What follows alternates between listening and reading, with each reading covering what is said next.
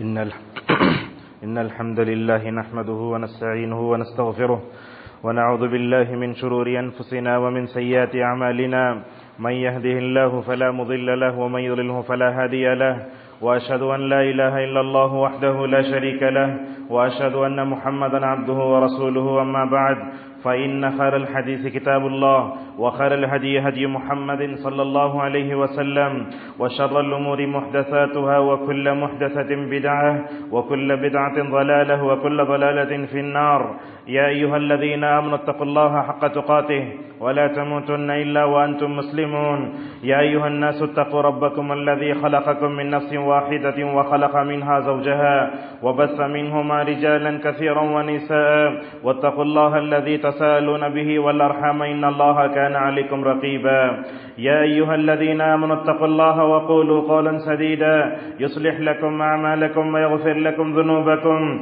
ومن يطع الله ورسوله فقد فاز فوزا عظيما قال الله تعالى في كتابه أعوذ بالله من الشيطان الرجيم من همزه ونفخه ونفسه وما أرسلنا من قبلك من رسول إلا نوحي إليه أنه لا إله إلا أنا فاعبدون وقال جل في علاه في سورة النحل ولقد بعثنا في كل أمة رسولا أن اعبدوا الله واجتنبوا الطاغوت فمنهم من هدى الله ومنهم من حقت عليه الضلالة فسيروا في الأرض فانظروا كيف كان عاقبة المكذبين إن تحرص على هداهم فإن الله لا يهدي من يضل وما لهم من ناصرين. معزز حاضرین جمعہ اور پردہ نشین خواتین اسلام، گزشتہ خطبہ جمعہ میں اسی ممبر سے ہم نے عقائد کا بگاڑ کیسے ہوتا ہے اس کے اسباب پر ہم نے آپ کے سامنے روشنی ڈالی تھی. بتایا تھا کہ حضرت نوح علیہ السلام کے زمانے سے عقیدے کا بگاڑ دنیا میں آیا اور یہ عقیدے کا بگاڑ جو ہے قیامت تک جاری رہے گا. معزز حاضرین، اسلام ایک ایسا مذہب ہے جو صرف جو ہے بیماری نہیں بتاتا بلکہ بیماری کے بعد اس کا علاج بھی بتاتا ہے. لہذا آج کے خطبے میں ہم عقائد کے بگاڑ پر گزشتہ جمعہ روشنی ڈالی گئی. آج کے خطبے جمعہ میں ہم آپ کے سامنے یہ بتائیں گے کہ اپنے عقائد کی اصلاح کیسے کی جائے. لہذا ہم نے دیکھا کہ اللہ تعالیٰ نے مختلف تاریخی ادوار میں نبیوں اور رسولوں کو دنیا میں مبعوث فرمایا. یہ سلسلہ حضرت آدم سے شروع ہوا اور اس کی آخری کڑی جناب محمد رسول اللہ صلی اللہ علیہ وسلم دنیا میں تشریف لائے.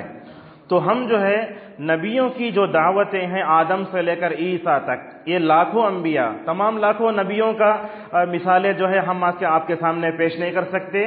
کچھ مثالیں ہم آپ کے سامنے دیں گے کہ نبیوں نے اپنی اپنی قوموں میں عقائد کی اصلاح کا کام کیسے کیا، اور ان نبیوں نے اپنے اپنے اقوام میں اور اپنے اپنی قوموں میں عقیدوں کی اصلاح کی تو ہمیں اس میں کیا درس ملتا ہے.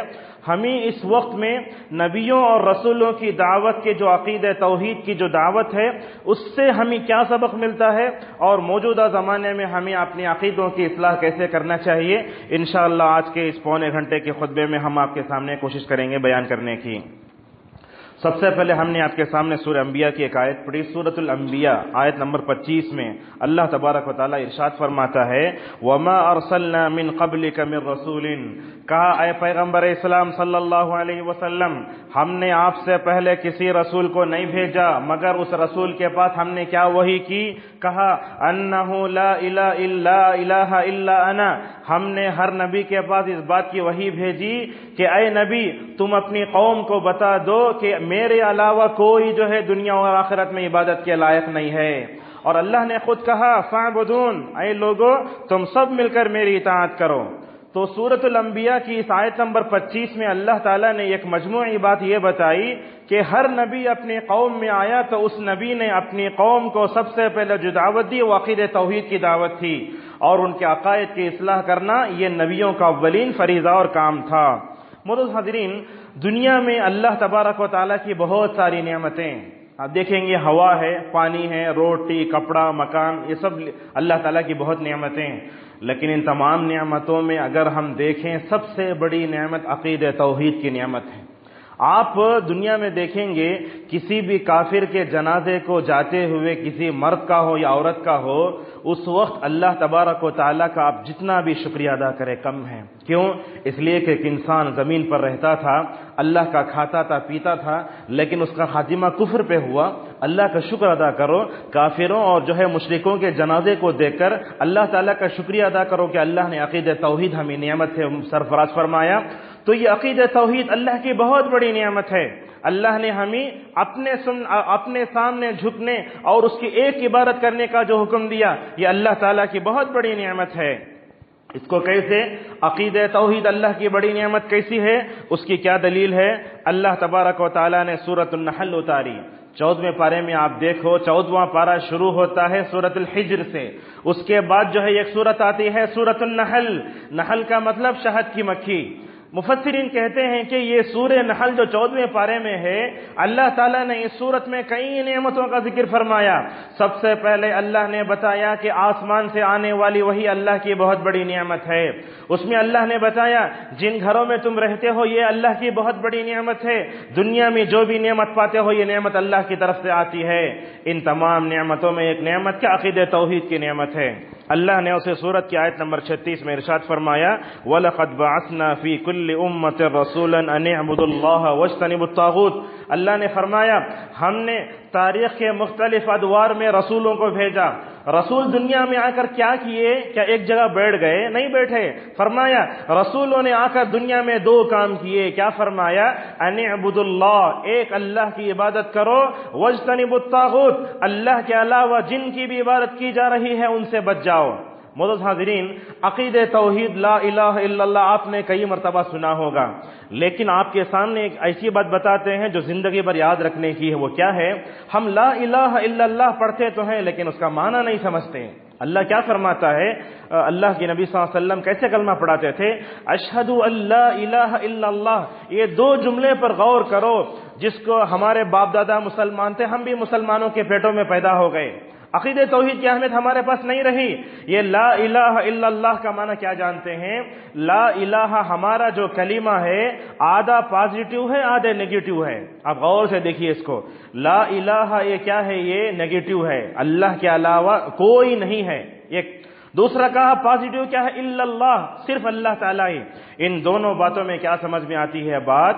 عقیدہ توحید کا مطلب یہ ہوا کہ ایک اللہ کی عبادت کرو، یہ تو معنی سمجھ میں آیا، ہم کر رہے ہیں، لیکن دوسرا معنی عقیدہ توحید میں یہ بھی آتا ہے دنیا میں اللہ کو چھوڑ کر جس کسی کی بھی عبادت کی جا رہی ہے ان سے بچنا اور ان سے بیزارگی کا اظہار کرنا اور اپنے دل میں ان تمام کی کراہت رکھنا، یہ بھی عقیدہ توحید میں داخل ہے۔ دوبارہ ہم اس کو دوبارہ آپ کو سامنے اس کو ذکر کرنا چاہیں گے۔ عقیدہ توحید کا مطلب یہ نہیں کہ بندہ جو ہے صرف جو ہے توحید رہ جائے، نہیں۔ عقیدہ توحید کی پختگی کا مطلب یہ ہوا بندہ اللہ کو ایک مانے۔ یہاں آدھی توحید آپ کی ہوئی، پوری توحید کب ہوگی؟ اللہ کو چھوڑ کر دنیا میں جس کسی کی عبادت کی جا رہی ہے جب تک آپ اس سے برات کا، بیزارگی کا، کراہت کا اظہار نہیں کرتے اس وقت تک آپ کی توحید پختہ نہیں ہوتی۔ نبیوں کو دیکھو، نبی دنیا میں تشریف لائے، انہوں نے جہاں ایک اللہ کی عبادت کی، ساتھ میں اپنی اپنی قوم سے کہہ دیا کہ اے میری قوم کے لوگوں، جن بتوں کو تم تراش رہے ہو ان کے سامنے جھکتے ہو نا، ان تمام سے میں برات کا اظہار کرتا ہوں۔ ذی الحجہ کے دن آتے ہیں، سیرت ابراہیم بیان کی جاتی ہے، اس وقت آپ یہ آیت بار بار سنتے ہوں گے، انی بریء مما تشرکون انا براء منکم۔ یہ کیا کہتے ہیں ابراہیم علیہ السلام؟ ابراہیم علیہ السلام کہتے اے لوگو، اے میرے باپ، کان کھول کر سن لو، جن بتوں کی تم پوجا کر رہے ہو میں اس سے مکمل طور پر بیزار ہوں۔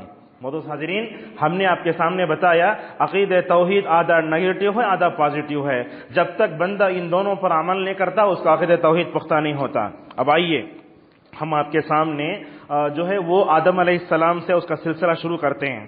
لہٰذا آپ دیکھیں اللہ نے آدم سے لے کر عیسیٰ علیہ السلام تک جتنے نبیوں کو مبعوث فرمایا، ان نبیوں کے اندر ایک چیز مشترکہ تھی، وہ تھی عقیدہ توحید۔ آپ دنیا میں عقیدہ جو ہے نبیوں کی دعوتوں کی، رسولوں پر جو کتابیں لکھی گئی ہیں، قرآن میں، حدیث میں، سلف نے جو کتابیں لکھی ہیں، ان کتابوں کو کھنگال کر دیکھیے، ہر نبی نے اپنی قوم سے کہا ایک اللہ کی عبادت کرو، ما لکم من الہ غیر، اے لوگو اللہ کے علاوہ تمہارا کوئی معبود برحق نہیں ہے۔ لہذا اللہ تبارک و تعالیٰ نے فرمایا ایک دو جگہ سورہ انبیاء میں بھی کہا ان ہذہ امتکم امۃ واحدہ، کہا ایک امت ہے۔ ایک امت کا کیا مطلب؟ یعنی جیسے نوح نے عقیدہ توحید کی طرف دعوت دی، وہی عقیدہ توحید کی طرف دعوت دی ہود نے، صالح نے، موسیٰ نے، عیسیٰ نے۔ اور معزز حاضرین، ایک بات کی وضاحت کرنا مناسب سمجھیں گے، عقائد کی اصلاح میں نبیوں اور رسولوں کی دعوتیں کیسے رہیں، ہم نے اس میں عیسیٰ تک کا ذکر کریں گے، اور رسول صلی اللہ علیہ وسلم نے اپنی عقائد کی اصلاح کیسے کی، چونکہ آپ صلی اللہ علیہ وسلم سید الموحدین تھے، انشاءاللہ اس پر جو ہے مستقل خطبہ آگے آئے گا۔ کیا ہے عقیدہ توحید کا مطلب؟ یہ انبیاء دنیا میں تشریف لائیں تو انہوں نے عقیدہ توحید کیسے جو ہے اصلاح کیا، عقیدوں کی اصلاح کیسے کی؟ علامہ ابن تیمیہ رحمۃ اللہ علیہ اس کا 2 جملوں میں جواب دیتے ہیں۔ کیا کہتے ہیں؟ الحریت حریت القلب، کہا دل کی آزادی۔ دل کی آزادی کا مطلب کیا؟ دل کی آزادی کا مطلب یہ ہوا کہ ہم اپنے دل میں صرف اللہ تعالیٰ کی غلامی کو بسائیں، اللہ کے علاوہ کسی کی غلامی کو اپنے دل میں نہ رکھیں۔ ہمارا دل جب یہ کہے کہ اللہ ایک ہے تو ہمارے دلوں میں عقیدہ توحید کو بسانے کی ضرورت ہے، یعنی ہمارے دل میں ہونا چاہیے، ہمارے رگ رگ میں خون میں یہ ہونا چاہیے۔ اگر کائنات میں اور آخرت میں اگر کوئی عبادت کے لاغ زائد ہے تو صرف اللہ تبارک و تعالیٰ کی ذات ہے۔ اور فرمایا عقیدہ توحید کا مطلب یہ نہیں کہ آدمی زبان سے لا الہ الا اللہ کہہ دے جیسے آج بھی لوگ کہتے ہیں۔ توحید کا مطلب کیا ہوا؟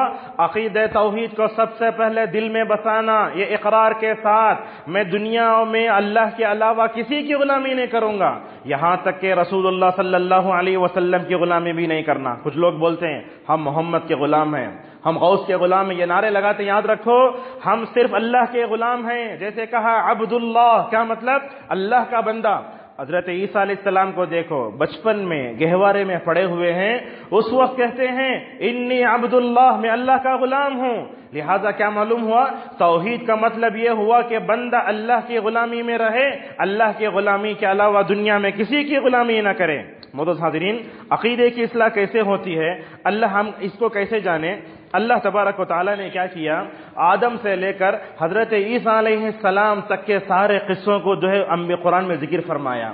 اب یاد رکھتے ہیں دنیا میں جب بھی ہم قصے پڑھتے تو مزہ لینے پڑتے ہیں۔ یہ نبیوں کے قصے کوئی ناول نہیں ہیں، نبیوں کے قصے بڑے درد بھرے انداز سے، ان کے اندر ایسا جذبہ ہے، نبیوں کی دعوت کو پڑھیں گے آپ قرآن میں رونگٹے کھڑے ہو جائیں گے۔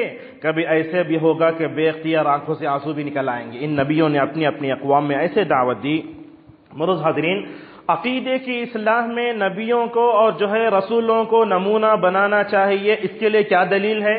اگر میں اور آپ اپنے سوسائٹی میں، سماج میں عقیدے کی اصلاح کرنا چاہتے ہیں تو ہم کو ان نبیوں کو اور رسولوں کو نمونہ بنانا چاہیے۔ اس کی دلیل کیا ہے؟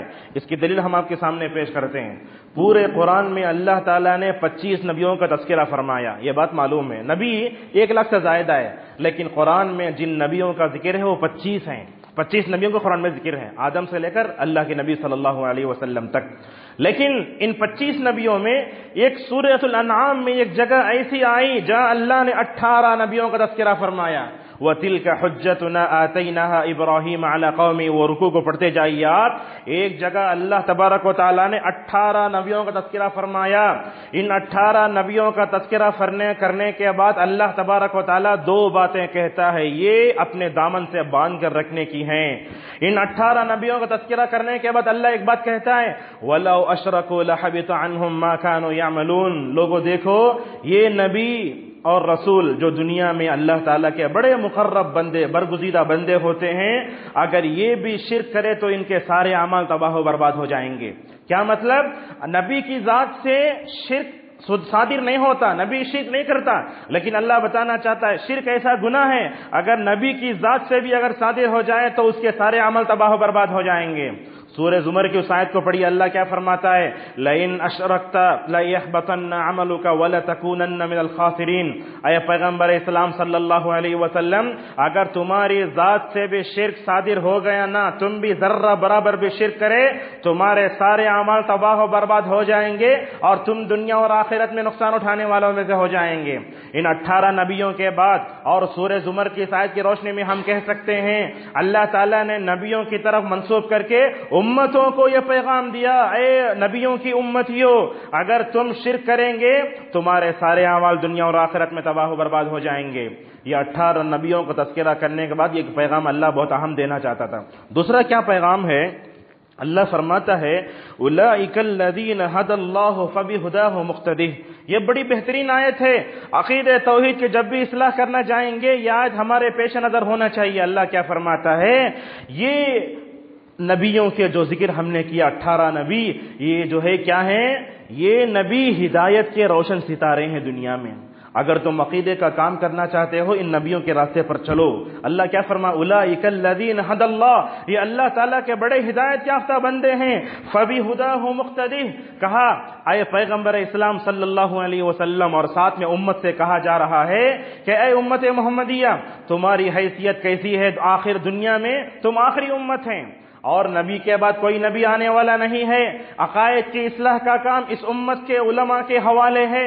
لہذا فرمایا گیا دنیا میں نبیوں کی شریعتیں تو الگ ہو سکتی ہیں، لیکن اللہ تعالیٰ نے 18 نبیوں کا تذکرہ کرنے کے بعد نبی سے کہا، نبی کی امت سے کہا ان کو نمونہ بناؤ. کن کو؟ آدم کو، یہ نوح کو، یہ موسیٰ کو، یہ عیسیٰ کو، یہ ایوب کو، یہ یونس کو. ان کو نمونہ بنا کے چلے تو کیا ہوگا؟ تم اپنی دعوت میں مکمل طور پر کامیاب ہو جاؤ گے. معزز حاضرین، آج ہم دیکھتے ہیں عقید توحید کی دعوت دینے اٹھے ہیں لیکن ان کو صحیح منہج معلوم نہیں. عقائد کی اصلاح کیسے ہونا چاہیے وہ آدمی جانتا ہی نہیں. عقائد کی اصلاح کیسے کرے گا؟ ہم تو یہ سمجھتے ہیں کہ عقید توحید کی اصلاح کا جب تک نبوی طریقہ نہیں اپنایا جاتا، نبیوں کو رسولوں کو نمونہ نہیں بنایا جاتا، اس وقت تک دنیا سے جو ہے شرک کا خاتمہ، بدعت کا خاتمہ بالکل ناممکن ہے. معزز حاضرین، اب آپ کو بتاتے ہیں یہ نبی دنیا میں تشریف لائے، ان نبیوں نے کیا کیا. سب سے پہلے ہم آپ کو بتاتے ہیں کہ عقائد کی اصلاح کا کام شروع ہوا تو سب سے پہلے حضرت نوح علیہ السلام کا قصہ ہم آپ کے سامنے پیش کرنا چاہیں گے. کیوں؟ اس لیے کہ یہی ایسی قوم ہے جن کے اندر عقائد کا بگاڑ سب سے پہلا پیدا ہوا. حضرت نوح علیہ السلام کا قصہ قرآن میں کہاں کہاں ہے؟ وہ سورہ کے نام ہم آپ کو سامنے پڑھ کر سناتے ہیں. سورہ اعراف، سورہ مؤمنون، سورہ شعراء، صافات، یونس، عنکبوت. ان صورتوں کو پڑھو آپ. اور اللہ تعالیٰ کی شان بھی ایسی ہے، قرآن میں اگر ہم گہرائی سے مطالعہ کریں تو ہمیں یہ بات بھی سمجھ میں آتی ہے اللہ تعالیٰ نے نوح کا قصہ مدنی صورتوں میں ذکر نہیں فرمایا، مکی صورتوں میں ذکر فرمایا. کیوں؟ اس لیے کہ مکی دور میں صحابہ کو عقیدے کی اصلاح کی ضرورت تھی، اس لیے اللہ تعالیٰ نے یہ پوری مکی صورتوں میں نوح علیہ السلام کے قوم کا ذکر فرمایا. حضرت نوح علیہ السلام کی دعوت کیسے تھی؟ نوح علیہ السلام اپنی قوم میں 950 سال تک ٹھہرے رہے. 950 سال، ایک دن دو دن نہیں. ہم صبح دعوت کر کے شام میں نتائج کا انتظار کرتے ہیں. یہ نبی کو دیکھو 950 سال تک اپنی قوم میں ٹھہرا رہا. سورہ عنکبوت کی دوسری رکوع کی پہلی آیت میں اللہ فرماتا ہے فَلَبِثَ فِيهِمْ أَلْفَ سَنَةٍ إِلَّا 50 عَامًا.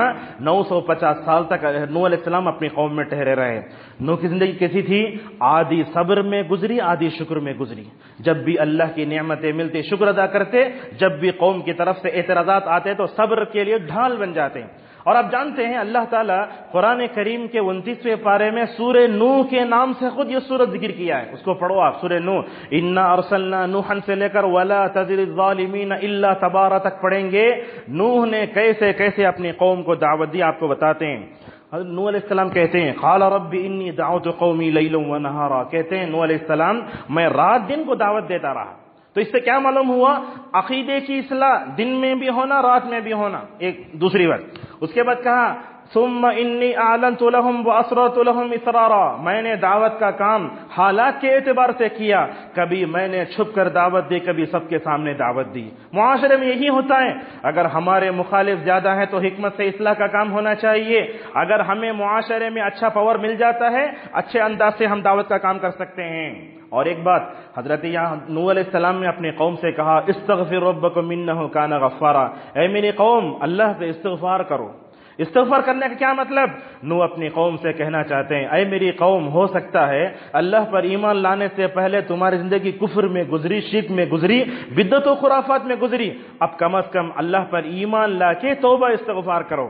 یہاں اہل علم نے ایک نقطہ لکھا ہے اللہ تعالیٰ توحید کے ساتھ استغفار کا ملا کے ذکر کرتا ہے. دیکھو فَاعْلَمْ أَنَّهُ لَا إِلَٰهَ إِلَّا اللَّهُ وَاسْتَغْفِرْ لِذَنبِكَ. توحید کا استغفار سے کیا تعلق ہے؟ اللہ تعالیٰ یہ بتانا چاہتا ہے جیسے تم اپنے عقیدے توحید کو درست کر لو، اس کے بعد کیا ہوگا؟ اپنے گناہوں کا استغفار کر لے، اللہ تعالیٰ دنیا اور آخرت میں تم کو مکمل طور پر اٹھا دے گا.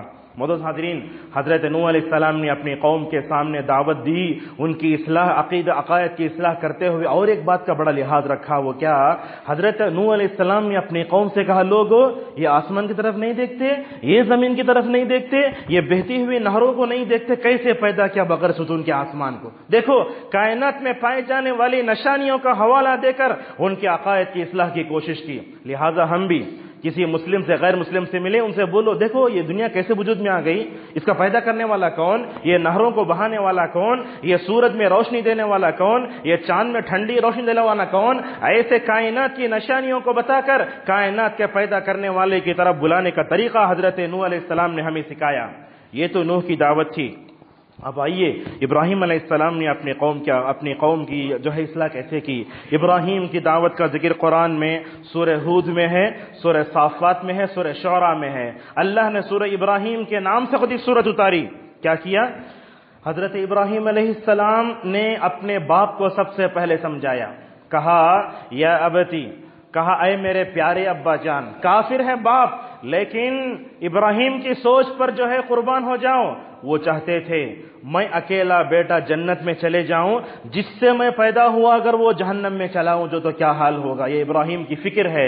ابراہیم علیہ السلام اپنی قوم والوں کو سمجھاتے ہیں، اپنے باپ کو سمجھاتے ہیں، لیکن سمجھا نہیں وہ۔ ایک دن ساری قوم والوں نے مل کر حضرت ابراہیم کو بلایا کہ آج ہمارا عید کا دن ہے، تہوار کا دن ہے، آؤ۔ ابراہیم نہیں گئے۔ کیوں؟ اس لیے کہ ابراہیم نبی ہیں اور وہ بتوں کے سامنے نہیں جھکیں گے۔ کہا میں بیمار ہوں، نہیں آتا، چلے جاؤ۔ سارے لوگ چلے گئے۔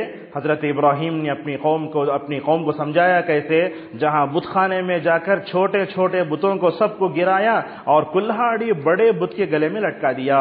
قوم والے آئے، اللہ اکبر، غیظ غضب ہو گیا پورا قوم۔ انہوں نے کہا ابراہیم کے علاوہ اور کسی نے کیا ہی نہیں ہوگا یہ۔ ابراہیم کو بلایا گیا۔ ابراہیم نے پوچھا میں نے تو کیا نہیں ہے، اگر ان بتوں کو توڑا ہوگا تو اپنے بڑے بت کو پوچھو اگر وہ بات کرتا ہے، اس لیے کہ کلہاڑی اس کے گلے میں لٹک رہی ہے۔ ان کو اپنے معبودان باطلہ کی جو ہے نصرت اور ان کی تائید کرنے کا موقع، کہنے لگے ابراہیم کو جلاؤ، آگ میں ڈالو۔